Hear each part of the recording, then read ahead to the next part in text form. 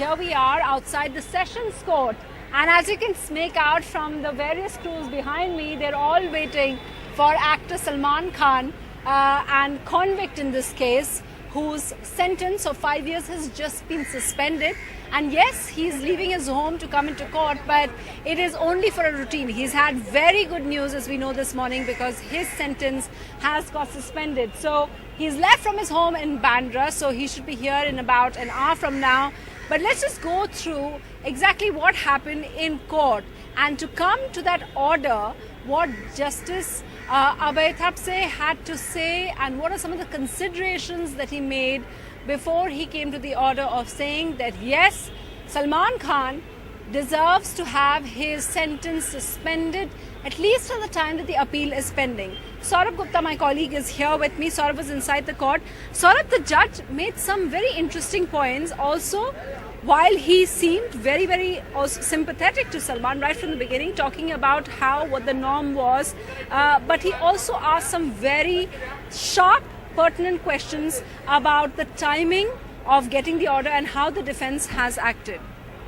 Well, that's right. Actually, what the judge asked was he wanted to know very clearly from the defense that whether in any manner was the court misled about the timing of the order of the Sessions Court, because remember there were concerns over what time did the order come and to the defense, and why did they then move the High Court saying that they did not have an order, and then of course that day the interim was extended after that order was given to the court. So obviously those questions were clarified, and Salman's lawyer did clarify in court that this was about a power cut in the Sessions Court that day, which we all witnessed, and that is why the order was delayed.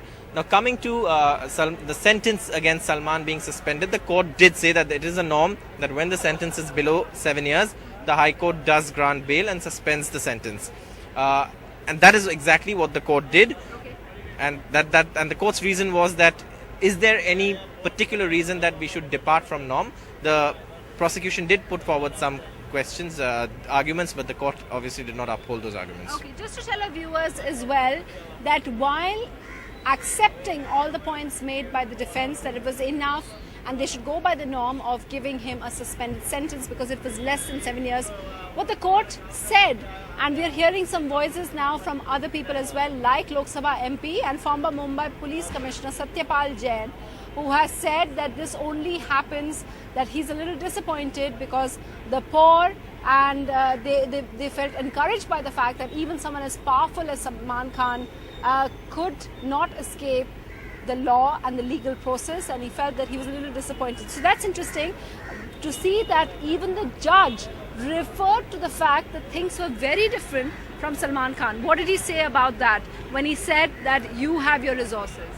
Well, the specific point that the judge made was there is a difference between Salman Khan as an accused and Salman Khan as a convict, and this came in reference to a plea by Salman's lawyers that he should be allowed to travel like it has been going on for so many years with prior intimation, although his passport has been submitted to the local police.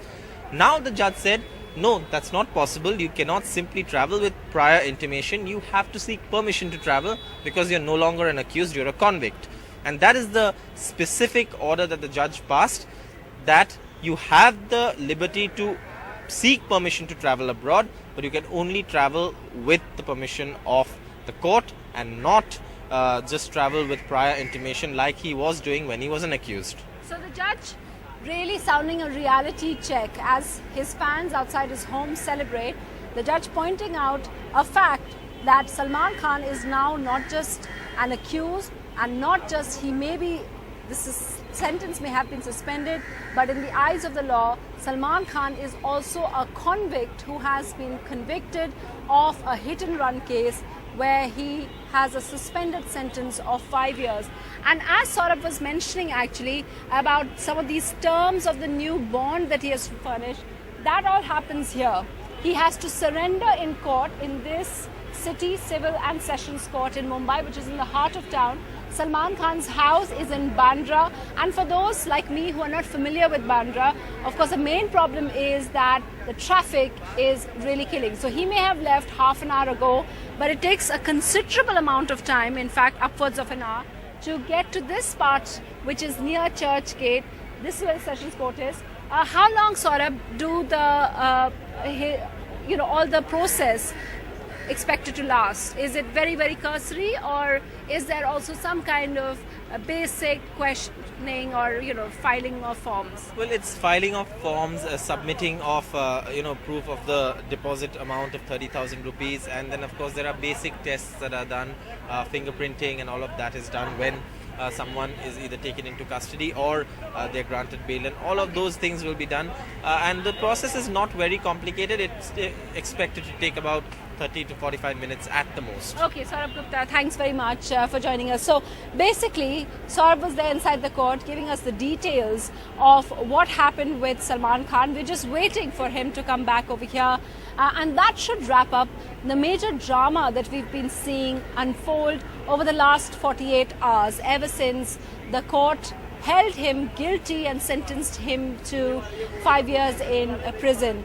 What the drama, of course, right from outside his house to even in court, where we saw one fan attempting suicide and was taken to hospital as well. Will there be more drama when he comes here to complete his formalities? We'll just wait and report back to you.